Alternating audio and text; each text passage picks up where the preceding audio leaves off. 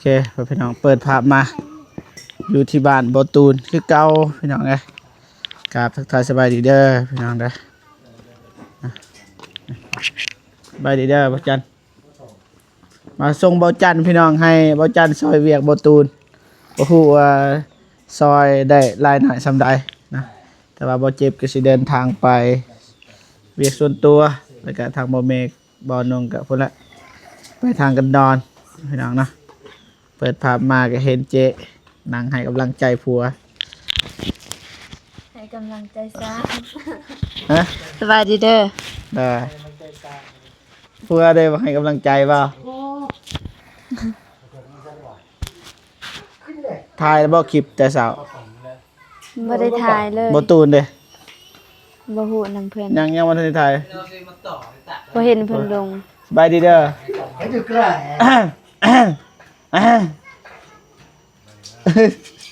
บ่ได้ถ่ายคลิปบ่เป็นหยังคือบ่ถ่าย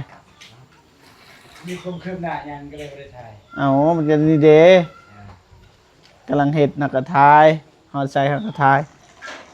ย่านว่าบ่ได้เฮ็ดอันนี้เฮ็ดอันนั้นนะวิวเนี่ยบ่เน้นละพอจะแบบบอกว่าเฮาเฮ็ดหยังเฮ็ดหยังมีบ่น่ากินน่าอยาก เจียมเลยเด้อหาบ่จันเด้อเพราะว่าเราสิซอยเวียก ซอยแล้วเด้อ เด้อ มันยืนซื่อๆได้บ่ได้เด้น้อง กิน บอก ข้าวกินน้ำมาแล้วบ่ เรียบร้อยหรือว่า กินข้าวแตงบ่ แม่นหรือว่ามีบ่ บ่มีแล้ว กินเรียบร้อยแล้ว จ้าเขากินข้าวแต่11 โมงแล้ว กุลกรรมป่าให้กาวอีวันตก เดี๋ยวแล้วจดอันนี้ ปูน บ่ไปจุบิช ปูนมีลายอยู่ โดนไม่กอไปหายแวมนกเต็มก็ตัด เดี๋ยวแล้วกูกรอบ เอาต่อจะรู้ดอก นี่พี่น้องนะประมาณนี้ พวกบ้างนกก็เป็นมาให้นายดู เพื่อนครัว มาให้ตาให้เด็ก เพื่อนครัวป่ะ บ่ฮู้ แต่งให้นายดู ต่ำลง เราไม่ให้ทันที่จะ ตามลงอีกนะสิเพื่อนครัวนะ น้องบ่ฮู้ บ่ฮู้ เด็กไม่ยอมให้ดูดอก บ่ฮู้อีหยังเลย เราดูดอก ตามที่ความคิดน้องคิดว่าแบบประตูอยู่หั่นมี2อยู่หั่น1หรือนี่1แล้วก็เป็นห้อง เลยจำเลย ก็นี่บอลอยู่บอลกินนั่นแหละอยู่หันครัว จำเลย แต่ว่าทางไอ้ตูนเพิ่นต่างอีก ได้ขังแล้วก็ตามตลอด น้องคิดว่าแนวนั้นอยู่นี่ในบอลไว้ถ้วยไว้บวง บอลนั่งกินอยู่นี่ นั่งกิน นั่นอยู่นี่บอลหับเค้กน้อง เช็ คิ ด ดไป โต๊ะตั้ง เลย ความคิดนอก แต่ว่าบ่ฮู้ว่าเป็นแบบใดเนาะแต่ก็ดีคือกันนี่กินข้าวกินน้ำอยู่นี่ห้องโทรอยู่นี่ห้องรับแขกพี่น้อง มันกระมันกระ ดังไฟเลยพี่น้องพอซุปไฟเลย เสื้อกันมาอัน โอ้ทั้งนั้น เลย ออก บทเพลงก็ได้ ไปนอก ไม่รู้ว่าเท่มั้ยบัดเวลาแล้วเขาบอก อันนี้ก็มีแต่ว่าน้องสิท่าเบิ่งนั่นแหละเป็นเราใดเฮือน ถ้าเบิ่งนํกันกับ FC เลยแต่ว่าถ้ามาฮู้ระบบแบบวิธีการเฮ็ด แบบเฮ็ดเป็นห้องหรือว่าเฮือนครัวเฮ็ดอยู่ไสห้องนอนเฮ็ดอยู่ไสน้องบ่ฮู้แต่ว่าความคิดน้องก็คือบอกวิญญาณนั่นแหละ ห้องนอนพุ่นแหละนี่แหละห้องนอนบ่ตื่นว่าอยู่นี้เมื่อวานเดี๋ยวพุ่น2ห้องบ้านนี้นี่บ่ตูนน้องบองห้องบ่ตูนน้องบองนี่อยู่หั่นนี่ถ้าทีมงานมายังก็นอนได้ แขกนอนได้ หรือว่ามีลูกแล้วลูกไงลูกนอน แม่เฒ่านี่บ่ให้นอน เกะกะแม่เฒ่า ที่จริงแล้วบอตูนนี่เคยบอกแต่ต้นน่ะมันขึ้นกับแม่เพิ่นสิตัดสินใจแบบใดอยู่ก็ได้ผู้ชายก็ได้แม่เพิ่นไม่แต่ผู้ชายนะบอตูนนี่ไอ้น้องผู้ชายเบิดต่างคนต่างมีเฮือนแม่บ่ฮู้สิเลือกอยู่นำไผ สำหรับคนไหนๆเนาะ อยู่กับน้องบองยันน้องบองเลี้ยงบ่ได้เราก็ต้องเลือกกับคนที่ดีที่สุดที่สามารถเลี้ยงเพิ่นได้แล้วก็มีข้าวมีน้ำเจ้าก็ต้องปั้นเอ้ยบัดนี้เอ้าคือแต่ก่อนนี่แม่เฮาเด้อ้ายนี่ก็มีเมียนี่มีเมียผู้หนึงผู้นี้ได้ของกินน่ะมาให้แซ่บหรือบ่แซ่บเอามาให้ แบบนั้นนั่นแหละ หรือว่าปั้นเพื่อเลยเรามาแล้วก็กินนี่เจียมแล้วกันนี่อันอายเพิ่นนั่นใส่แว่น ต่างๆ โคศก ใส่แว่นตาดำ ครบเบิด เจ็บ อ่ะ ผู้ มีกระเตอะใส่กัน ผู้ที่ใส่แว่นตาดำหันเป็นผู้ใดเคยยินบ่ ในคลิปเป็นบ่ เลย เคยอยู่แต่ว่าลืมแล้วอายโคศกนักห้องดังบ้านห้วยดำใหม่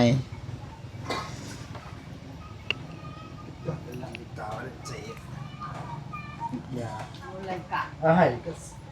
น้องมีหนาทีเฮ็ดหยัง หลังหรอก อืม เจ้ามีหนาทีเฮ็ดหยัง เฮ็ดกิน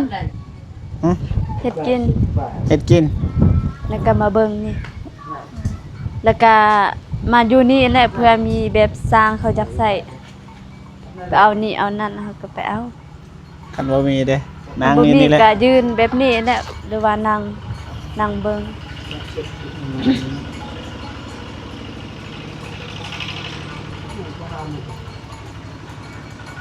เสร็จ แล้วก็มาตั้งประตูทางกลางเอาไว้เก็บมีเฮือนจักสิตั้งทางข้างจักสิตั้งติดเสาเลยบ่หยับหน่อยเดียวจากเสาคันบ่เจ็บ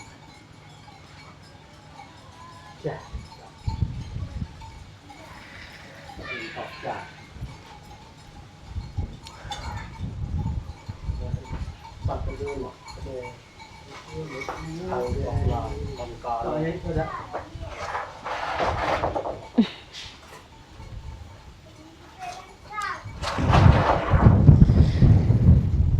โอ้ลมพี่น้องป้ากาแฟปีนี้ใส่ปุ๋ยบ่คือว่างามกว่าทุกปี แม่นก็ว่าอยู่ บ่ปีกายตอนเฮาเก็บนี่ตอนอกหักนี่นะ กาแฟบ่งาม สิหลายเด้ ปานนั้น บ่งาม มากก็มันบ่งามตามเบิ่ง แม่แต่ว่าปีนี้ ปีนี้ ป้าบ่ได้ใส่ปุ๋ยบ่แม่ กาแฟใหญ่นี่บ่เคยใส่ปุ๋ย บ่ของนี่นะกาแฟนี่นะ นี่บ่วันนี้นี่เคย อันนี้ เขียว ตางอันนี้ตางอันนี้ของแม่ย่า อืมคักเลยพี่น้องเห็นกาแฟเลยทางนี้เปิดปงเอียบกาแฟเห็นธรรมศาสตร์เลยนะ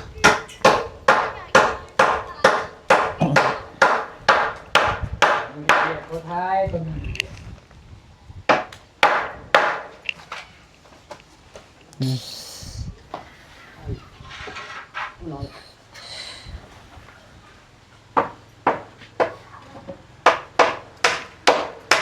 กล้องบ่แจ้ง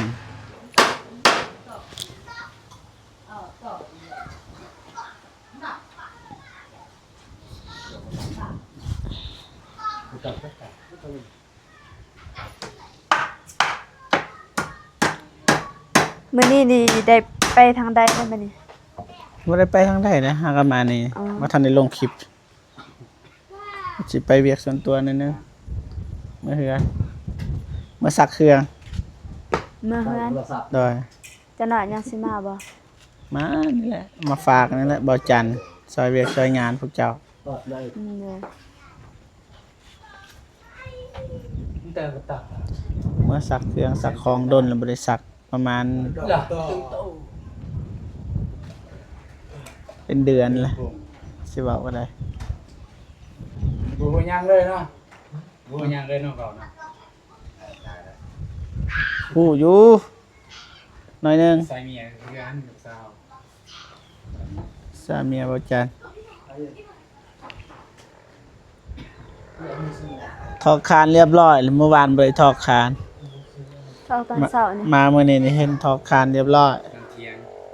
มีใส่น้ำเทียงได้อย่างคือแบบว่า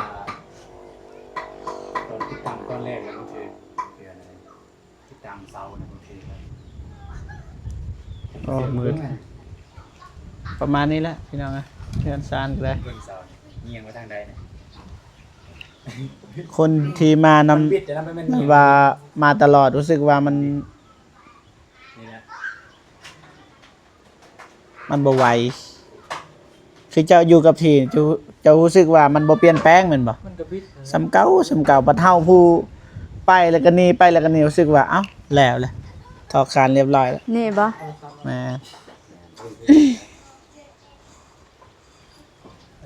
ที่บ้านเฮาสิมาแต่ใช้โทรศัพท์นี่แหละ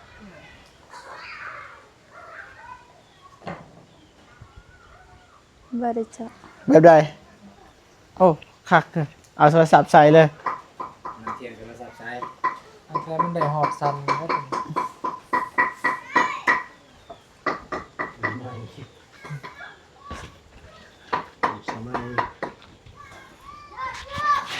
ตอนเนาะอาเรามาตักประตู มาเที่ยงโทร ส ศั รุ พ ป ท์ อาเรามา เดี๋ย ตั ว ก นี้ ประตู ดอกตักประตู โอ้ ดอกไงตักดอก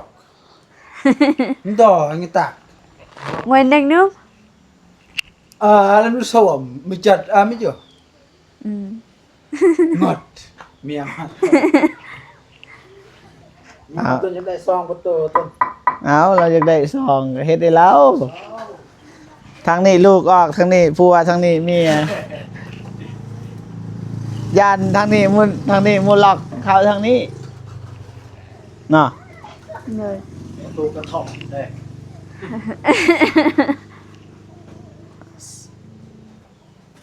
เต้าเข็ดเต้าบอดี้ยอมเต้าเลยโซ่ก่อน แน่ใดคือว่าใส่เหล็กว่าเป็นหยังคือว่าใส่เหล็ก ทานมาสมัง นะ ทานมาสมังทานเก่าทำมันจะเรื่องใหญ่แหมแหล่งไง อาจารย์วะจะเคยก่อวะครั้งแรกวะหรือว่าก่อตลอด ทางแรก ครั้งแรกแห่งชีวิต อย่าลองเปรย์ภาษาตะกอบปีตะกอง อายได้คันว่าเคยก่อ เยอะภาษาไหนภาษาของเจ็บไปเราจำ ภาษาตัว บูจีใจ เยอะเยอะ เรียบร้อยนะทอคานเรียบร้อยเมื่อวานบริทอมาเมื่อนี้เรียบร้อยหมดเลยติดตั้ง ภาษาว งกบนี่ทางนี้เรียบร้อย นั่นแหละ วงกบตั้งตัวนี้อีก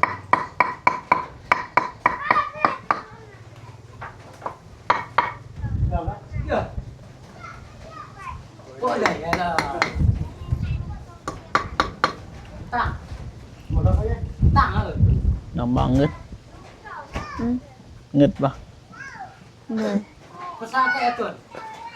สามซาเสได็จอยู่เฮือนหลังหนึ่งโอ้ยเอาไงโอ้โหจักมือจักวันนี่จะมาถ่าแบบนี้สามซาเสร็จแล้ว โดนนั่นแหละเมื่ออย่าอ่านกระประตูนิดนึง หืม นึง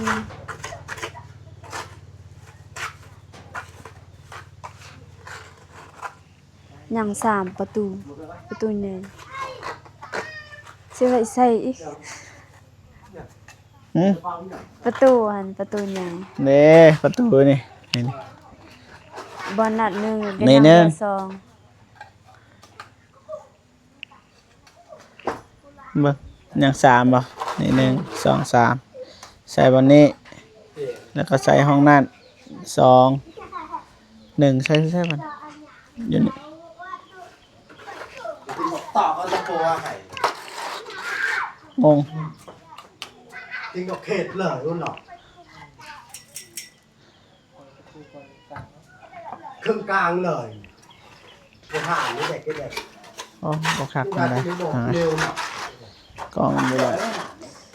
ห้ามเลยห้ามนี่แปลแล้วไม่บอกเด็กดูไหลเนี่ย 1บอลปูนนั้นบอล1ละ2บอลนี้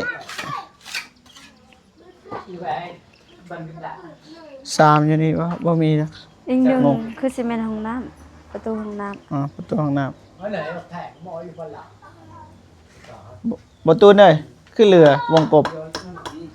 ไล่วงกบยัง3จะสิติดตั้งใส่ห้องน้ำบ่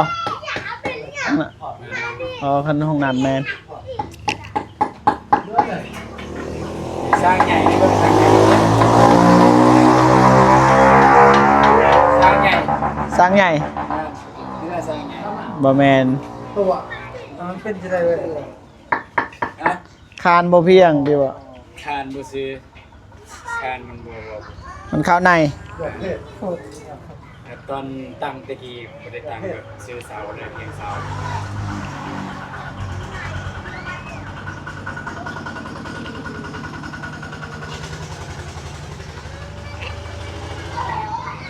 ประมาณนี้ผมพี่น้องน้องบอกเกือบสิได้แล้วเกือบสิแล้วบ่ฮอดปีกันแล้วคันเฮ็ด โอ้ย ถ้ามีเงินนี่ก็บ่ฮอดติถ้ามีทุนนั่นแต่ ค่า ว่า กาแฟเด้ผมจะเอาไปปลูกเลยมื้อนั้น ไปปลูกแต่ว่าเฮายังบ่ได้พ้น 3-4 ปีพุ่นจึงได้พ้น ถ้า ก็สิทาอันนั้นก็เฒ่าแล้ว เอ๊ะคน70ปีเฮ็ดเทือนใหม่ก็มี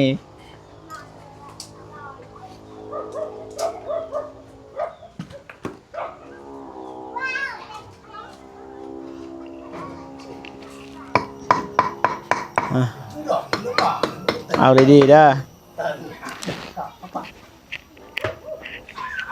ท้าย ติดตั้งมื้อนี้บ่ตอนนี้นี่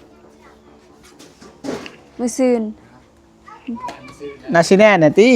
แล้วมันจะขึ้นไปเล่นได้เลย โอ้อย่านะยังบ่ได้ทอกขานทอกอะ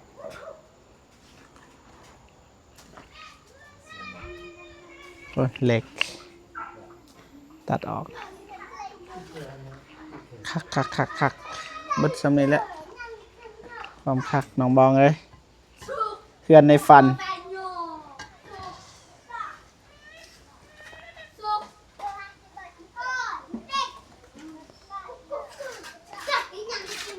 เลย อาจารย์ได้นี่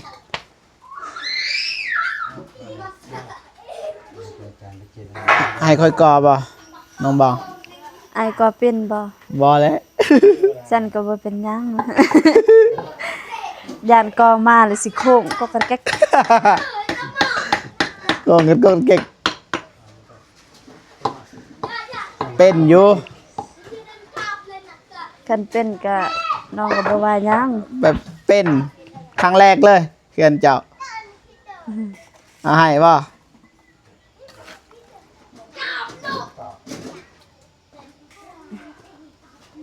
มีเลยแกะลงแล้วเดียวเนาะแกงหลาวก็ตัดอะไรอ่ะโอเค จันทพรก็งงลึง น้องชายเอ้ยจะเฮ็ดบัดเดียวหรือจะเฮ็ดต่อฮอดพุ่นเนี่ยได้ปะจะยายก่อนจะยายเลยปูนยายเลย เนี่ยสับ เสาเนี่ย จะยายจะก็มาปงใส่บ่มั่นใจนะให้อยู่ซื่อๆถึกสุดแล้ว คือกัน กินแล้วว่าเขาวเที่ยงสั่ กิ ง น เรา แต่ กิ เดิ น นแล้ว ฮะ กินแต่11โมงแล้ว อันนี้1โมงแล้วเด้อ หิวหรือบ่จัก อืม สร้างหิวหรือบ่จัก บ่หิวดอก บ่ได้ซื้อน้ำในครับ บ่เป็นหยัง มีอยู่พุ่นน้ำสีขาว หลาวภาษา สากอะไรบ่ใส่เนื้อสากเนี่ยสากเนื้อสาก น้ำเที่ยงนะก็กระวันนอกเป็นสาก สากน้ำเที่ยง โอ้สากเป็นมันก็สากอยู่แล้วก็แตกมาเนี่ย บ่จันยาจะซอยเวียกเด้อมาให้ติเด็ดขาดบ่เป็นอื่น สิไล่เจ้ามือแต่ว่าคันเขาบอกให้เจ้าซอยจับเจ้าจับเด้อคันเขาบอกเจ้าปล่อยเจ้าปล่อยเจ้าไปซ่อนแบบนี้เรียบร้อยแม่นไปซอยเวียก ตะปูก็ไปตาก เขาบ่ต้องการอาจารย์ เขาต้องการผู้ช่วย เวียดฟังเนาะจนตะพองต่อ สากการ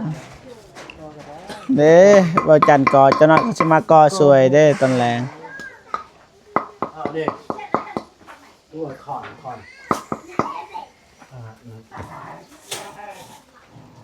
ตอกตรงนี้ ใส่บัตรในบัตรเลยแกนบองบัตร เตียนบอก บอกเด้อ คือคือกลางมันจะปอกมันจับอ่ะเป็นหนึ่งหรอก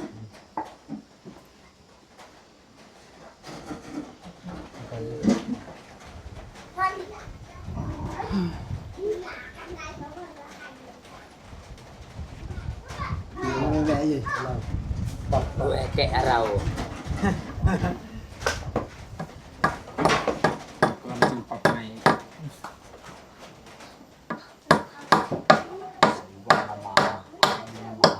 ตะตับมันเนอะตับ นี่คนลำนี่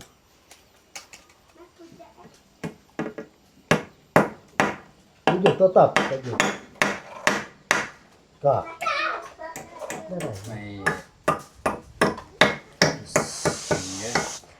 แซะ เห็นบ่เจ็บหนึ่งจะบ่ใช่ไหมเห็นบ่เจ็บ ใส่เหล็ก ใส่เหล็กเลย กับอลูมิเนียมใส่บาเจ็ต ค่อยใส่ทองเลยทองคำ สไตล์แบบรีโมทเลยเปิดตัว เวลาทานเบิดเด้อยู่ใน ทานแบบในมื กดถ่าย ฮะ เปิดถ่าย กดไทย โดย ใส่เลยในบอลยากยัง ออโตเมติก กูเห็นไปทงหน้าเมื่อวานนี่ดูใส่ ใช้ทงหนาว้าว ให้บ่ส่วนเข้าส่วนให้นี่แหละ อยู่ใส่ ฮะน้าเลยน้ำใหญ่บ่มันคัน อ๋อเมื่อวานแม่นแล้วบ่ได้เมื่อวานเมื่อวานพุ่นละขึ้นบ้านบ่แม่น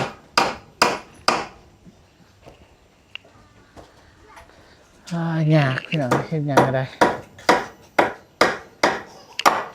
บ่มีหยังที่ได้มาง่ายๆเด้อพี่น้องเด้อ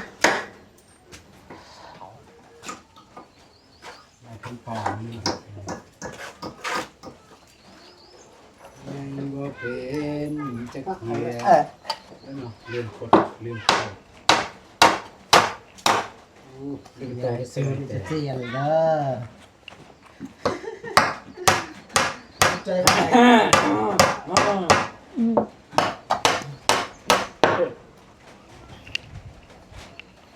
น้องมีผัวแล้ว น้องบอง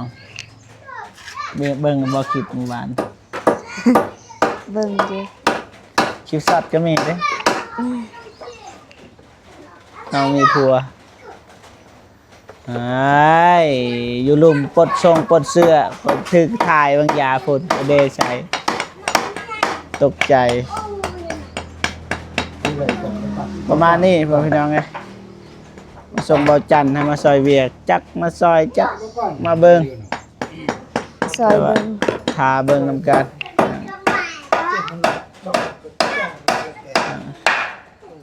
ประมาณนี้ จับไปไหนบ่จับจับบ่ให้มันไปนะ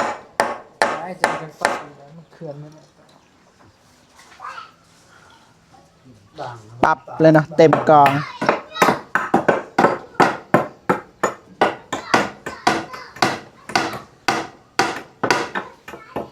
แหน่บอกว่าต้น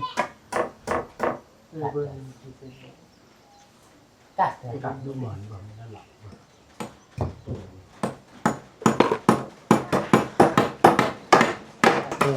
มาทางนี้ต่อพี่น้องโอ้คัก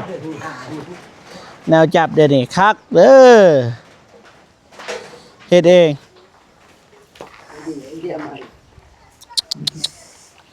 โอ้นี่บ่ต้องใส่อิหยังมากมายไกลกองพี่น้องง่าย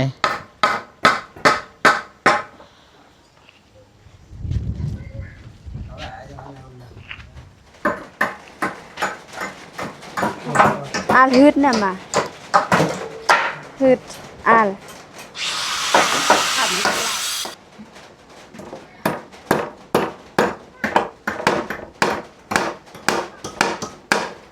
แต่จังสันเด้ออยู่นี่เด้อซอยเวกซอยงานพอสิเมื่อซักเครื่องแล้วดนแล้วบ่ได้ซักเป็นเดือนแล้วจะน้อยตอนแรงสิมาซอยประมาณ5-6 โมงเด้อสิมาซอย5 โมงแรงเด้อ โดย มือปลา5,000ก็รอจะสั่ง ยินบ่น้องบอง โดย 5 โมงแรง โดย เลิกแล้วบ่จัก บ่เลิกดอกอยู่ดีเลิก 6-7 โมง โอ้มาเบิ่งซอย ฝากเด้อ โดยโดย บ่าวจันทร์ โดย เพิ่นซอยเวียกซอยงาน บนในเด้อ แบบว่าเบิ่งในเด้อให้เราเฮ็ดเวียกเฮ็ดงาน เฮ็ดเวียกห้องเพลงให้ฟัง มาซอยบ่แม่นว่ามาลิ้นนะ โดย ให้เราถ่ายคลิปแน่ ก็สิเป็นหยังภายใด ก็ได้เว้านะเว้าเพื่อไปก่อนอย่าละอายอาย ก็ดังตา